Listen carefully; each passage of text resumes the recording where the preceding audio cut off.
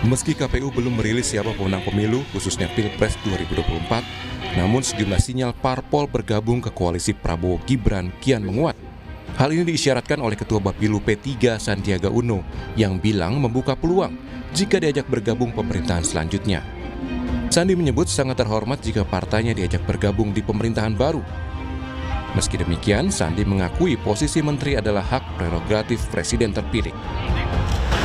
P3 ini kan partai pendukung pemerintah, jadi posisi kita ada di pemerintahan, ada 2 menteri, ada 1 wamen, ada 1 utusan khusus presiden. Kita tentunya nanti ada proses yang berlanjut, tapi dari pandangan saya, pandangan pribadi saya, kita pasti akan sangat terhormat untuk diajak membangun bangsa. Sementara itu, rekan koalisi P3, yakni PD Perjuangan, enggan berkomentar terkait sinyal bergabungnya P3 ke kubu Prabowo Gibran. Sekjen PD Perjuangan Hasto Kristianto menyebut sudah mendapat klarifikasi dari P3 terkait opsi yang disampaikan Sandiaga. Ya, itu sudah diklarifikasi oleh Pak Sandi dan juga dari P3 bahwa pernyataan tersebut tidak ada kaitannya dengan penggunaan hak angket. Ketua Umum Partai Demokrat Agus Harimurti Yudhoyono menanggapi peluang P3 masuk koalisi Prabowo Gibran. AHY menyebut hingga kini belum ada komunikasi antara Ketua Partai Politik Koalisi Indonesia Maju soal potensi bergabungnya P3 ke pemerintahan Prabowo Gibran. AHY menyerahkan keputusan politik kepada Prabowo Subianto sebagai pemimpin Koalisi Indonesia Maju. Saya belum dengar itu ya, yang jelas ya kita serahkan kepada Pak Prabowo sebagai pemimpin Koalisi Indonesia Maju, dan tentunya biasanya beliau juga akan mengajak bicara para ketua umum partai politik yang saat ini memang sudah ada dalam koalisi tersebut, dan tentunya kita ingin saling memberikan masukan. Yang jelas terkait dengan penguatan koalisi itu memang terus kita bicarakan. Pengamat politik sekaligus Direktur Eksekutif Parameter Politik Indonesia Adi Prayitno bilang PKB dan Partai Nasdem berpotensi bergabung ke koalisi pemenang Pilpres. Pasalnya kedua parpol tersebut belum pernah menjadi bagian dari oposisi. Ini saya menduga partai seperti Nasdem ya, seperti PKB, menurut saya termasuk 2 partai yang relatifly memenuhi portofolio untuk dirangkul. Apa argumennya? Pertama, kedua partai ini suaranya cukup signifikan. Yang kedua, PKB misalnya adalah partai politik yang sangat dinilai mewakili kelompok Islam, terutama dari kalangan Nahdliyin. Dari sejumlah parpol di koalisi Anies Mohaimin dan Ganjar Mahfud, hanya PD Perjuangan dan PKS yang berpotensi menjadi oposisi pemerintah, lantaran kedua parpol ini pernah berada di posisi itu. Lalu akankah selain kedua partai itu akan menjadi koalisi Prabowo Gibran? Tim Liputan, Kompas TV.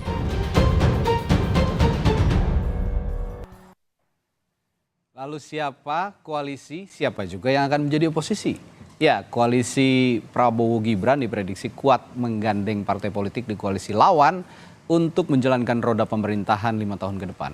Lantas siapa saja yang sudah beri sinyal akan bergabung menjadi koalisi? Kami hadirkan perbincangannya bersama sejumlah narasumber yang hadir di virtual. Ada juru bicara Partai Keadilan Sejahtera Pipin Sopian, lalu Wakil Sekjen PKB. Waalaikumsalam warahmatullahi wabarakatuh. Saiful Huda, dan analis komunikasi politik dari Universitas Paramadina Ahmad Khairul Umam. Selamat pagi, assalamualaikum semuanya. Pagi, waalaikumsalam warahmatullahi wabarakatuh. Ya, saya ke Mas Huda dulu deh nih, Mas Huda. Banyak yang bilang PKB ini DNA-nya katanya biasanya koalisi dengan pemerintah begitu ya, lekat dengan pemerintah. Dan sepertinya memang track recordnya dari periode ke periode ada di dalam lingkaran epicentrum kekuasaan begitu. Sekarang gimana nih kondisinya? Ya, yang pertama sebenarnya kita ngomongin soal koalisi gabung pemerintah atau oposisi, saya kira terlalu ke depan ya, terlalu di depan.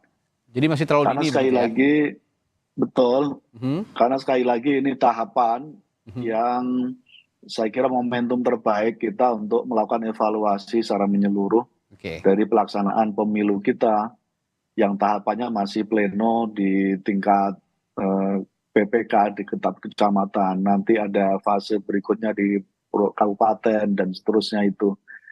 Jadi saya setuju kita ngomongin soal ini pasca penetapan resmi dari KPU siapa yang menang dan siapa yang kalah.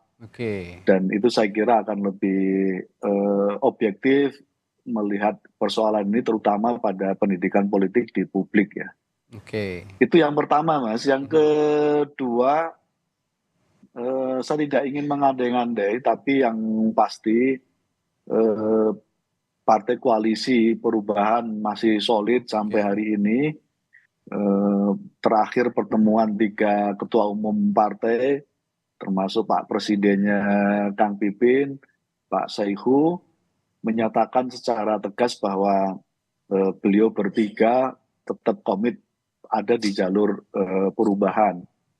Termasuk saat yang sama Gus Muhaimin ketika bareng dengan Mas Anies ketika menghadiri acara di tim hukum Anies, tim hukum Amin, menyampaikan bahwa beliau berdua tetap di jalur perubahan.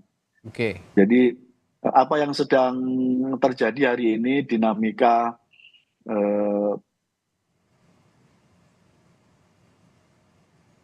ya, Mas Huda. Oh, sepertinya ada gangguan komunikasi, gangguan sinyal sepertinya dari sambungan Zoom Mas Huda. Tapi tadi intinya yang pertama dikatakan Mas Huda adalah bahwa sampai saat ini masih berkonsentrasi begitu ya untuk mengawal penghitungan suara di KPU baik untuk hasil Pilpres maupun juga Pileg begitu. Tapi kalau saya lihat dalam hasil hitung sementara yang dilakukan di KPU ini sejauh ini Partai Kebangkitan Bangsa ini punya modal sekitar 11,66% suara. Ini naik signifikan kalau saya lihat dibandingkan pemilu 2019 yang lalu. Oke, saya ke Kang Pipin dulu deh kalau gitu. Kang Pipin, ada anggapan seperti itu. Rekan koalisi Anda ini PKB, Nasdem itu punya DNA-nya katanya berada di dalam lingkaran pemerintahan. Respons Anda soal ini bagaimana sejauh ini?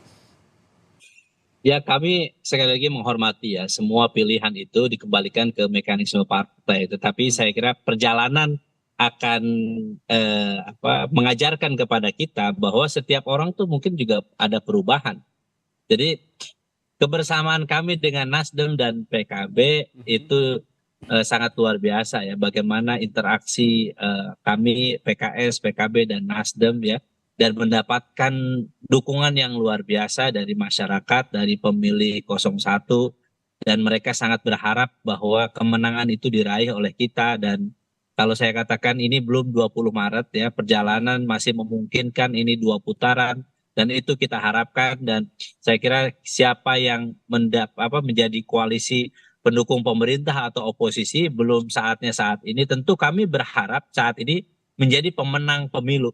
Artinya perjuangan kita memang berharap menjadi pemenang pemilu ya, pemenang Pilpres sehingga bisa menjadi penyelenggara pemerintahan ke depan sehingga target-target agenda perubahan itu bisa dilakukan. Tetapi kalau kami siap kalah dan siap menang. Dan kalau misalnya kalah, apa yang akan dilakukan? Jadi tentu pimpinan akan mengambil sikap ya. Musyawarah Majelis Syuro PKS tentu akan mengambil sikap, mendengarkan aspirasi dari seluruh struktur PKS dari pusat sampai ke daerah sampai ke tingkat ranting dan juga mendengarkan aspirasi dari simpatisan dan pendukung PKS di seluruh Indonesia.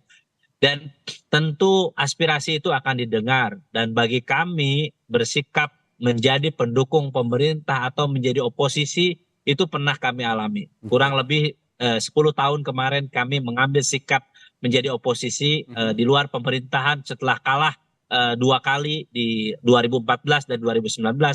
Sebuah pilihan karena melihat kewajaran dalam demokrasi harus ada oposisi dalam pemerintahan kita. Supaya apa? Supaya check and balances itu terjadi. Ya, jadi bagi kami siap berada di luar pemerintahan maupun di dalam pemerintahan sama-sama terhormat. Dan apa indikatornya? Tentu kami akan dengarkan aspirasi rakyat, aspirasi masyarakat, apa yang dikehendaki ke depan. Tapi saat ini saya harus sampaikan bahwa konsentrasi saat ini sebagaimana yang disampaikan oleh Mas Huda, jadi kita ingin menyelesaikan semua tahapan ini. Saat ini sudah masuk ke tahapan di KPUD, kemudian besok hari ini kalau tidak salah, penghitungan suara di KPU sudah mulai dilakukan, rekapitulasi nasional. Dan ini terus akan kami kawal, memastikan bagi kami adalah siapapun yang menang, siapapun yang kalah, selama tidak melakukan kecurangan, pelanggaran, kami akan menghormati itu semua. Oke, bicara koalisi, oposisi tentu juga bicara modal politik. Nah, kalau sekarang begitu Kang Pipin, kalau melihat hasil sementara dari rekapitulasi di KPU, saya lihat datanya di sini ada modal 7,55 suara sejauh ini. Ini sebelum saya tanya soal koalisi dan oposisi, hasil ini sejauh ini angka 7,55%, mungkin bisa bertambah juga. Apakah sudah sesuai ekspektasi PKS dalam pemilu 2024 ini? Kalau dalam penghitungan kami masih memungkinkan. Sekarang ini belum mencapai 90 atau 100%. Sehingga petanya masih mungkin berubah ya. Meskipun kita melihat sudah ada quick count ya, sudah ada yang sudah menyampaikan, tetapi yang menjadi rujukan kita semua adalah hasil dari rekapitulasi tabulasinya KPU yang dihitung secara manual, bukan secara irekap, yang sirekap yang selama ini menjadi panduan. Kenapa? Karena sirekap ini banyak terjadi fraudnya, terjadi persoalan error dan sebagainya. Apalagi di pileg, di pilpres saya kira hampir juga kesamaannya, sehingga susah dirubah dan sebagainya. Jadi persoalan-persoalan di sirekap ini yang menjadi acuan, menurut saya ini menjadi persoalan tersendiri. Jadi bagi kami saat ini fokusnya ada penghitungan manual, bukan penghitungan sirekap. Jadi ketika ada sirekap diumumkan melalui berbagai media dan kemudian banyak persoalan laporan dari berbagai masyarakat ya, dan dari tim kami sendiri dan dari saksi-saksi kami sendiri ada kesalahan, ada penggelembungan suara, sehingga tadi kita merasa ada persoalan, ada delegitimasi terhadap sirekap saat ini. Maka kami mengacu kepada manual kon yang saat ini berproses, yang insya Allah akan menuju di KPU. Dan ini yang difokuskan saat ini oleh PKS begitu ya kira-kira Kang Pipin. Jadi belum bicara soal koalisi dan oposisi. Tapi kalau saya boleh tanya, berapa sih sebenarnya PKS ini kira-kira akan menurut hitung-hitungannya PKS ya, akan dapat suara atau persentase suara di pemilu 2024 ini, maksimalnya akan dapat berapa kira-kira? Ya, kami kalau internal PKS kemungkinan ya di hitungan kami di angka 9 sampai 10%. 9 sampai 10%. Jadi wow, cukup tinggi ya. Ya itu yang mudah-mudahan ya, yang dan tabulasi kami terus di rekapitulasi seluruh Indonesia oleh saksi PKS mulai dari tingkat TPS, kecamatan, kabupaten, dan alhamdulillah kami bisa mengumpulkan cukup besar ya hasil dari semua saksi yang ada di Indonesia. Ya, hasil pileg ini juga kemudian nanti akan jadi modal saya yakin untuk bersikap begitu ya dari masing-masing partai politik baik di parlemen maupun juga di pemerintahan. Ini sama-sama ada untungnya, ada ruginya. Tapi saya akan ke Mas Umam dulu. Mas Umam, banyak pihak yang memprediksi begitu ya, seperti PKB, Nasdem dan juga P3 ini terutama. Kemarin juga Ketua Bapilunya Sandiaga Uno sudah ada sinyal-sinyal begitu, meskipun kata P3 belum definitif karena masih belum ada hasil Pilpres dan belum ada hasil Pileg, lalu juga belum ada pembicaraan di tingkat partai. Tapi Anda melihat analisis Anda soal anggapan-anggapan seperti ini yang DNA PKB, P3 dan juga Nasdem ini berada di dalam lingkaran pemerintah, seperti apa Pak Mas Umam? Iya, argumen itu logik ya, karena bagaimanapun juga terlepas dari konteks DNA politik atau apakah kemudian pintu untuk bergabung di kekuasaan terbuka atau tidak.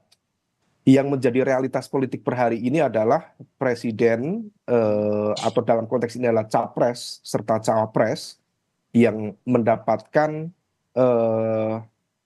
angka kekuatan suara elektoral yang cukup tinggi. Kalau misal memang betul nanti kemudian hasil rekapitulasi akhir yang diketok oleh KPU betul-betul di angka sekitar 50%, bahkan 59%, maka itu angka cukup tinggi, tetapi angka itu tidak diikuti dengan kutel efek yang cukup signifikan, terutama dari partai pengusung capres itu sendiri.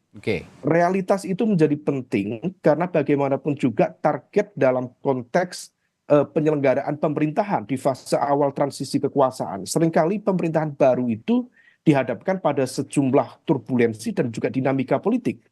Maka yang dibutuhkan adalah menjaga stabilitas pemerintahan itu sendiri. Nah, dalam konteks menjaga stabilitas pemerintahan, maka capres yang akan terpilih betul-betul akan dihadapkan pada kebutuhan atau semacam political dependency yang tinggi, atau semacam kebutuhan politik untuk kemudian mereka mengakomodir partai-partai dari luar koalisinya.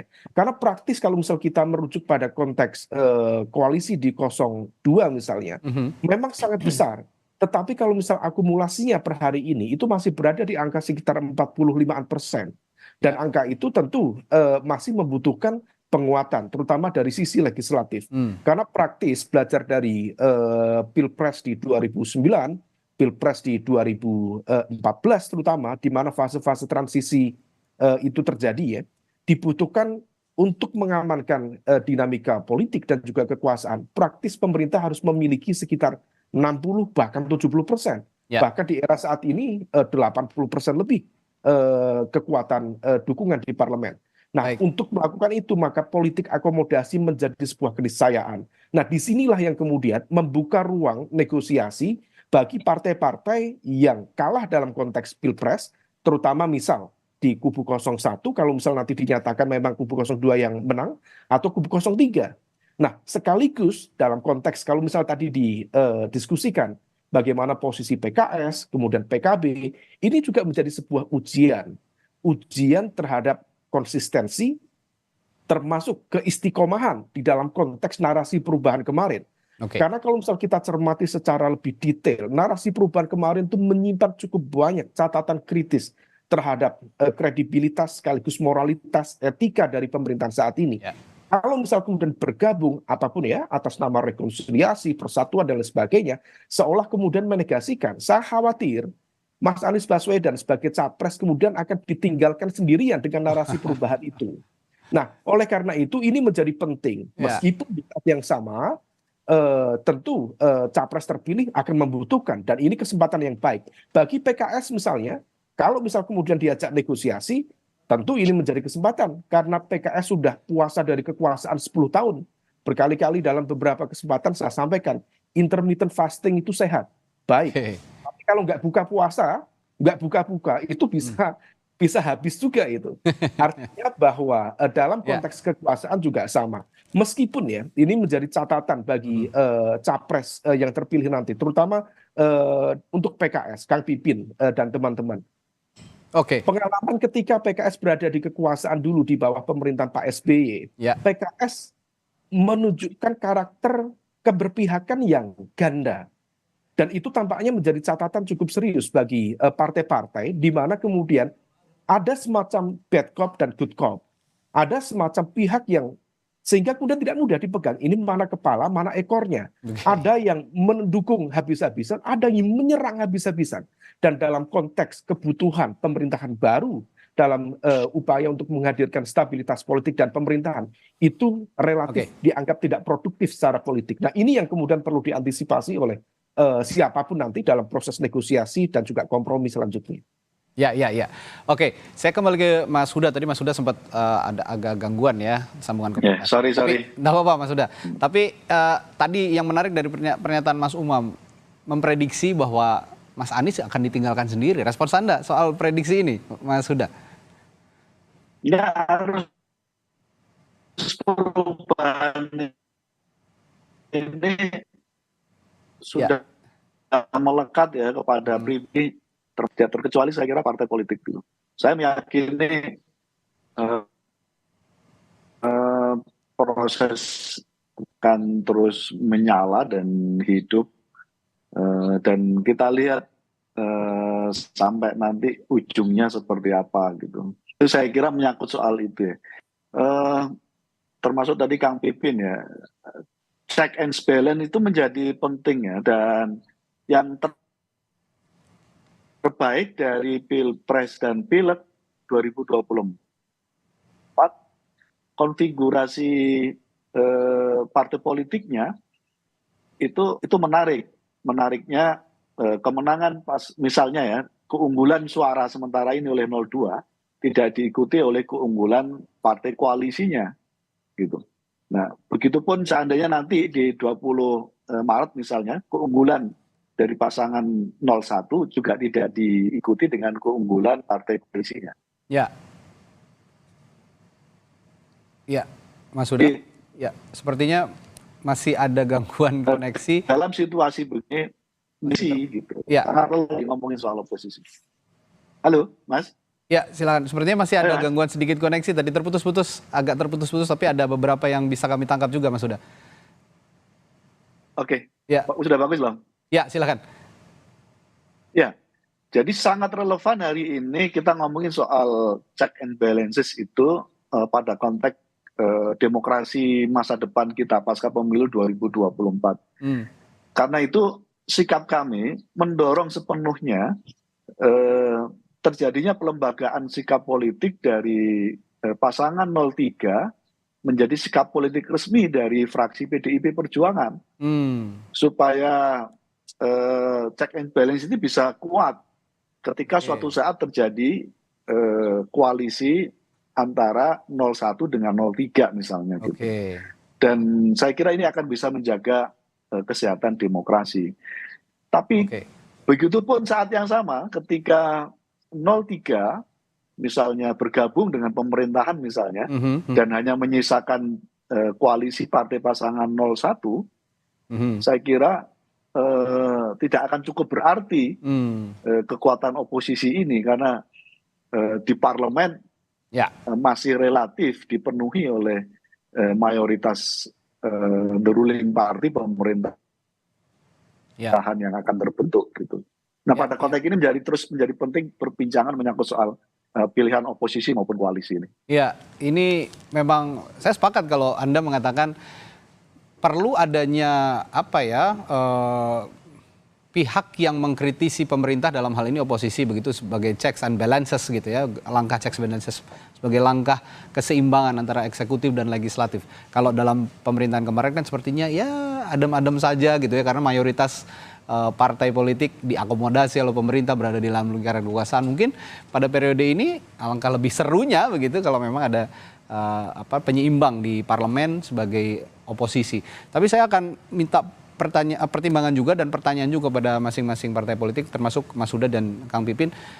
Kang Pipin dulu deh soal apa sih yang menjadi pertimbangan partai politik dari PKS di internal PKS biasanya untuk menentukan oke, kita akan berkoalisi, oke, kita akan beroposisi dalam konteks pemilu. Kalau kita lihat kan 10 tahun pernah berada di dalam koalisi, tadi kata Mas Umam juga meskipun ada kurang seimbang begitu ya di dalam pemerintahan PKS di eranya Pak Presiden SBY, itu 10 tahun berada dalam koalisi. Lalu setelah itu di era Presiden Joko Widodo juga ada di luar koalisi sebagai oposisi. Nah ini pertimbangan-pertimbangan apa sebenarnya yang diambil oleh PKS biasanya secara kultural untuk mengambil langkah oposisi dan koalisi. Tapi jangan dijawab dulu ya Kang Pipin, kita akan bahas hal ini setelah jeda di Sapa Indonesia Pagi. Tetaplah bersama kami.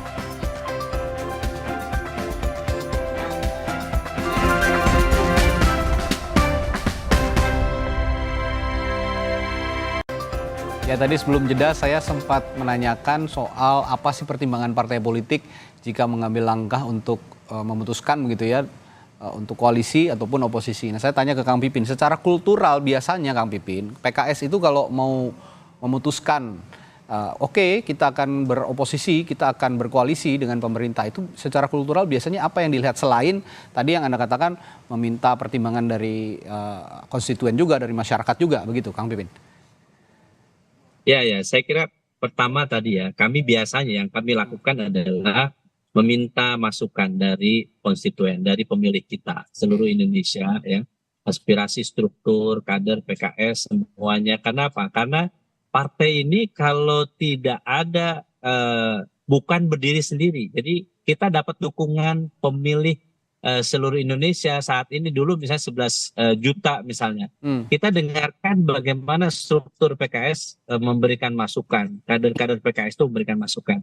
Kami ada mekanismenya pemilihan raya untuk menentukan apakah di dalam atau di luar pemerintahan. Kemudian dari situ kemudian kita meminta musyawarah majisyuro untuk memberikan keputusan.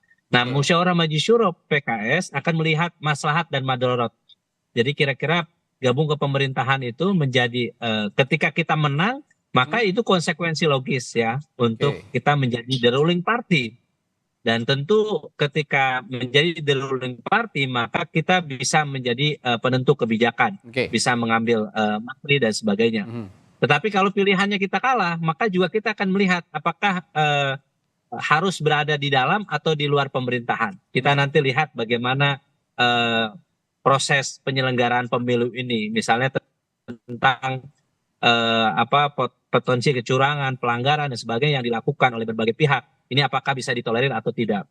Dan selanjutnya adalah terkait dengan kepantasan demokrasi. Kita selalu melihat ya check and balances itu penting. Kita sangat berharap bahwa sebetulnya dulu kami punya pandangan namanya pelembagaan koalisi. Jadi dulu saya sendiri termasuk yang punya pandangan bahwa kalau misalnya kalah lebih baik jadi oposisi saja. Kalau menang menjadi the ruling party. Itu pilihan logis untuk apa? Untuk membangun check and balances. Karena kami punya pandangan di luar maupun di dalam pemerintahan itu sama-sama terhormat. Sama-sama membangun bangsa. Jadi tidak melakukan perongrongan dan sebagainya. Kita bisa menjadi oposisi yang kritis, ya, konstruktif. Dan ketika di dalam pemerintahan, kita bisa juga menjadi mitra pemerintah yang kritis konstruktif juga. Jadi bagi kami, makanya kalau melihat dari rekam jejak PKS waktu di pemerintahan Pak SBY, meskipun kami mendukung pemerintah, tapi kami juga bisa mengkritik kalau misalnya jalan pemerintahannya tidak pro rakyat atau misalnya tidak berpihak kepada kepentingan rakyat. Itu tadi yang dibilang Mas Umam sebelah-sebelah itu tadi ya. Jadi sikap PKS memang tadi kita tidak menghendaki kebijakan pemerintah yang membebek. Jadi kita tidak ingin bahwa semua kebijakan kalau itu membebani rakyat, misalnya kenaikan harga BBM, kenapa kami misalnya waktu pemerintahan Pak SBY menolak itu? Karena waktu itu kondisinya rakyat sedang susah, terus kemudian masa kebijakan itu harus diterapkan.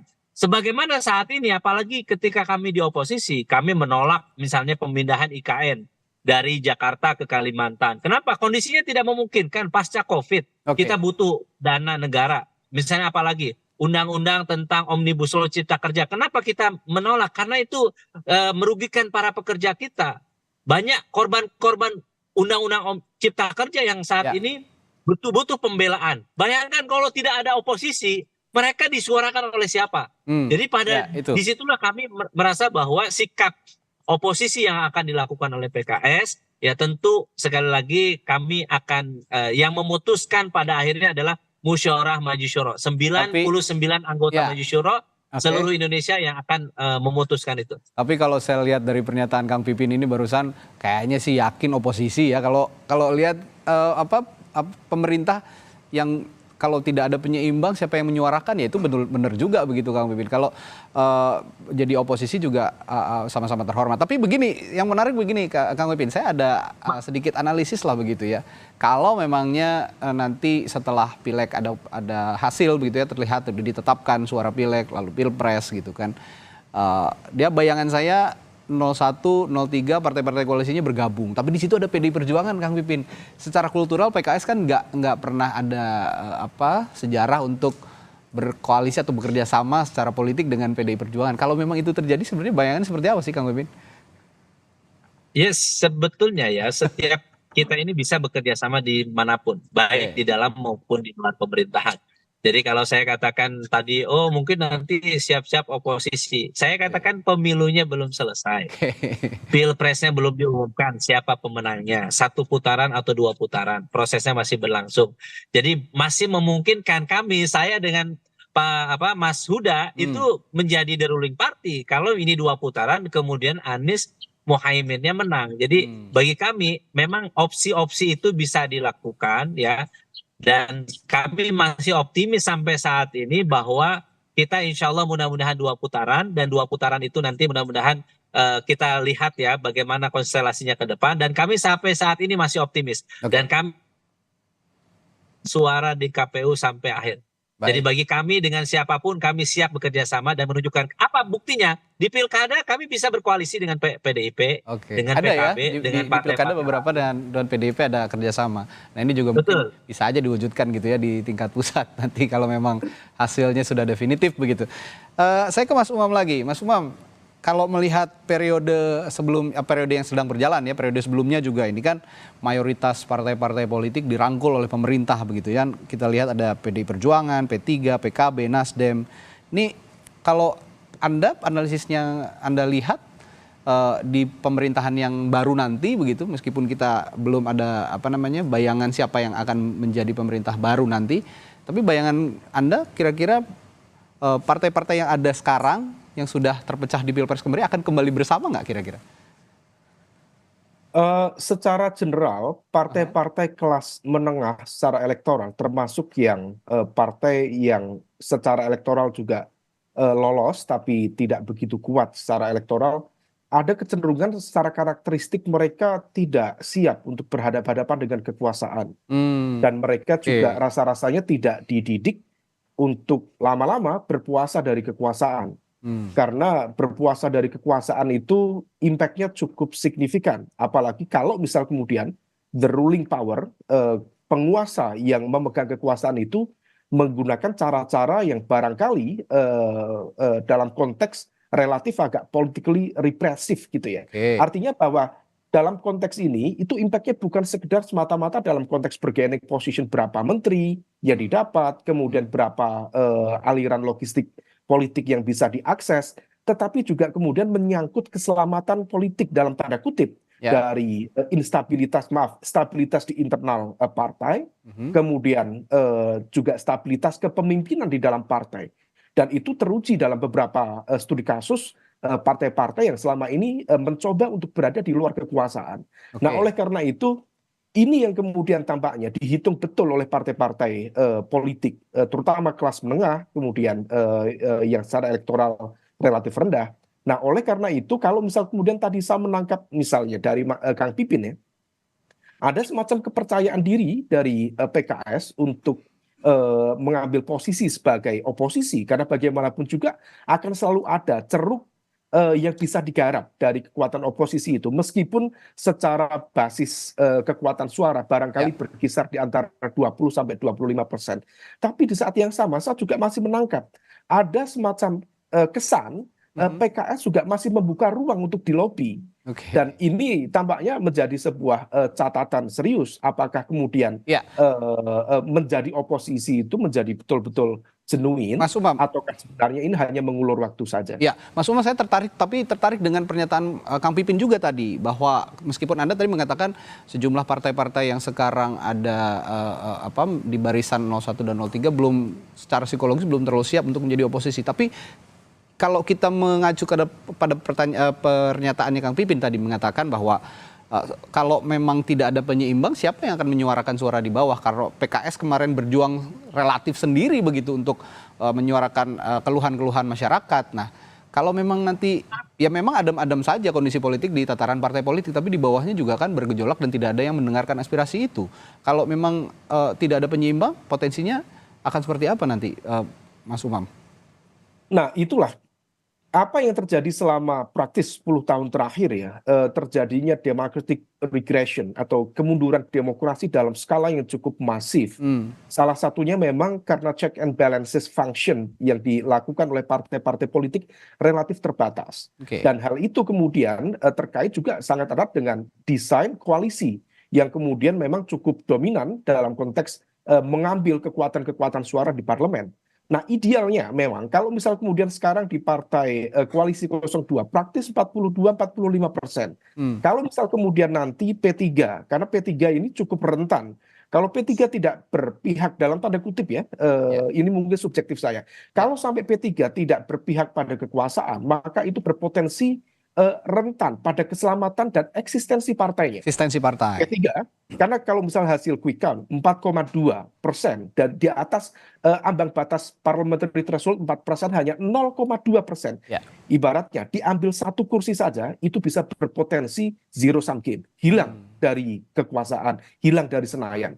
Nah, oleh karena itu keberpihakan P3 sangat-sangat mudah untuk ditebak dan kemarin dikonfirmasi oleh Mas Sandi. Nah, problemnya apakah kemudian betul, terutama di kubu 01, baik itu Nasdem, baik itu PKB, baik itu P3, PKS betul-betul konsisten dengan narasi perubahan yang kemarin disampaikan atau tidak. Kalau misalnya memang konsisten dan siap dengan segala konsekuensi untuk menjadi oposisi, kembali menyuarakan perubahan terhadap kekuasaan yang dianggap tidak etis kemarin, maka kemudian itu bisa melakukan gabungan kekuatan dengan PDIP. Kalau misal kemudian itu dilakukan, praktis ada sekitar 40% lebih, dan gabungan total barangkali sekitar 50-50 antara gabungan PDIP dengan kubu 01 dan kubu 02 ditambah dengan P3. Dalam konteks demokrasi itu akan jauh lebih sehat, meskipun dalam konteks karena ini bukan sistem parlementer ya, ini adalah presidensial, tapi dalam lingkungan multi party system. Kalau misal pemerintah hanya memiliki 50% di parlemen, besar kemungkinan akan terjadi cukup banyak instabilitas dan turbulensi politik dalam fase transisi kekuasaan di awal-awal pemerintahan itu. Ya, oke. Kembali ke Mas Huda. Tadi disinggung juga bahwa sebenarnya koalisi atau oposisi, kalau Kang Pipin itu sama-sama punya posisi yang terhormat begitu. Tapi kalau Anda PKB dan PKS ini kan rekan koalisi sekarang dan mengusung misi perubahan begitu ya oleh Capres-Cawapres Anies Muhaimin. Nah kalau memang mengambil langkah oposisi, alangkah baiknya misi perubahan itu juga bisa jadi penyeimbang pemerintah gitu kira-kira Mas Huda. Respons Anda soal ini, pendapat Anda? Ya, diskusi internal pandangan pribadi-pribadi dengan kenaikan suara dan kursi PKB yang cukup signifikan. Suara kita sekarang hampir tembus 19 juta dari 13 juta. Saya kira kalau bandul ini digunakan sebagai kekuatan oposisi ditambah dengan PDIP dengan mengasumsikan solidaritas koalisi pasangan Amin tetap solid dan sampai hari ini tetap solid, saya kira akan bisa mengusung agenda perubahan basisnya di parlemen.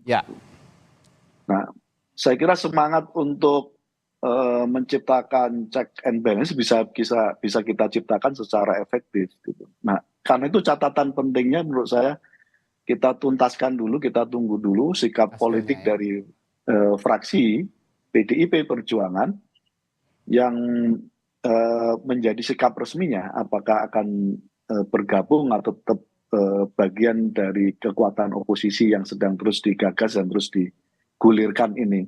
Tapi kita tunggu Mas, karena sekali lagi ini belum selesai. Semua proses politik masih terus berjalan. Kita hormati suara rakyat sampai pada penetapan resmi KPU siapa yang menang dan siapa yang kalah.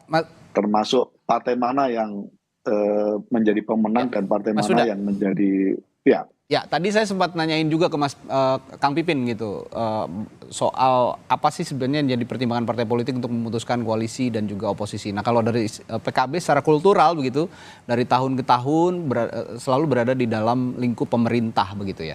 Tapi saya ingin tanya secara kultural apa sih yang biasanya diputuskan oleh PKB untuk berkoalisi atau beroposisi selain memang punya basis Nahdien juga yang cukup kental begitu PKB ini, Mas Huda? Ya, kalau mau diruntut kurun waktu, posisi kami pernah menjadi kekuatan politik the ruling party sebagai pemimpin koalisi di saat periodenya Gus Dur sebagai presiden. Nah, kemudian kami menjadi bagian dari koalisi dari Pak SBY dan Pak Jokowi. Jadi dua hal yang berbeda ya, kita pernah jadi pimpinan koalisi dan pernah menjadi bagian dari koalisi pemerintah gitu. Jadi perubahan ini sama saja fitrahnya kalau suatu saat nanti kita mengambil kekuatan oposisi, ya biasa-biasa saja. Biasa saja, karena peran ini juga dimungkinkan untuk dilakukan oleh PKB. Berarti ya kalau sekarang jadi oposisi bisa lah ya kira-kira. Kalau sekarang jadi oposisi untuk penyeimbang tadi di parlemen, kalau memang dari tahun ke tahun pernah jadi ruling party, mengkoordinir koalisi, lalu juga bagian dari koalisi, apakah mungkin sekarang jadi oposisi? Nah ini kalau memang mengacu pernyataannya Mas Huda tadi nunggu dulu hasil pileg gitu ya kira-kira. Terakhir deh saya ke Kang Pipin. Kang Pipin, PKS ini kan punya kedekatan yang cukup kental begitu ya dari tahun ke tahun dengan Pak Prabowo Subianto dan Gerindranya begitu. Kalau sekarang komunikasi itu masih tetap dibangun atau seperti apa Kang Pipin sejauh ini? Ya, kami komunikasi tetap ya, komunikasi politik dengan semua kalangan tetap berjalan ya, karena silaturahim kebangsaan itu selalu menjadi salah satu tugas setiap individu ya. Pimpinan PKS, Pak Presiden PKS mengatakan bahwa dengan siapapun tetap harus silaturahim ya. Dan tetapi kita tentu harus melihat bagaimana realitas di lapangan. Ketika kita bertarung, itu kemudian ada lapangan ini tidak datar, kemudian ada masukan dari berbagai pengaduan dari berbagai pihak tentang bagaimana jalannya proses pemilu ini. Ada misalnya potensi-potensi dugaan kecurangan, pelanggaran yang dilakukan oleh berbagai pihak ya. Terus dan juga ada keterlibatan di situ pemerintah ya, penguasa di situ, maka tentu kita akan fair ya melihat itu. Jadi apa sih kelebihan PKS itu? Objektifikasi dari persoalan itu. Kami bisa berteman dengan siapapun, tetapi kalau ada pelanggaran, kalau ada persoalan ya harus didudukan. Siapapun yang menang, siapapun yang kalah, kita tentu akan menghargai itu. Tetapi siapapun yang berbuat curang, siapapun yang melakukan pelanggaran, tentu harus diganjar dengan seadil-adilnya. Jadi itulah cara kami berpolitik. Kami ingin negara ini diatur dengan aturan yang jelas ya, bahwa undang-undang, konstitusi harus kita tegakkan. Kita berharap pemilu ini jurdil, pilpres juga jurdil. Dan kita berharap nanti KPU juga bisa menjadi lembaga yang profesional, independen, memutuskan dengan cara akurat, dengan cara terhormat, sehingga pilpresnya, siapapun pemenangnya bisa bermartabat, kita merasa terhormat, dan kita bisa memiliki percaya diri ketika menjadi pendukung pemerintah atau menjadi oposisi. Baik. Hasil penghitungan suara Komisi Pemilihan Umum yang sudah mulai dihitung ya, sejak kemarin sudah rapat pleno, ini juga sepertinya akan jadi penentu nanti buat partai-partai politik menentukan langkah politiknya ke depan. Apakah mengambil langkah oposisi atau mengambil langkah koalisi. Tapi apapun yang diambil, semoga tidak berbasis transaksional, tapi kepentingan masyarakat untuk beroposisi maupun juga untuk berkoalisi. Terima kasih. Narasumber saya pagi hari ini juru bicara Partai Keadilan Sejahtera Pipin Sopian, lalu Wasekjen Partai Kebangkitan Bangsa Saiful Huda, dan analis komunikasi politik dari Universitas Paramadina Ahmad Khairul Umam telah berbagi perspektifnya di Sapa Indonesia Pagi. Terima kasih Bapak-bapak, sehat selalu. Assalamualaikum.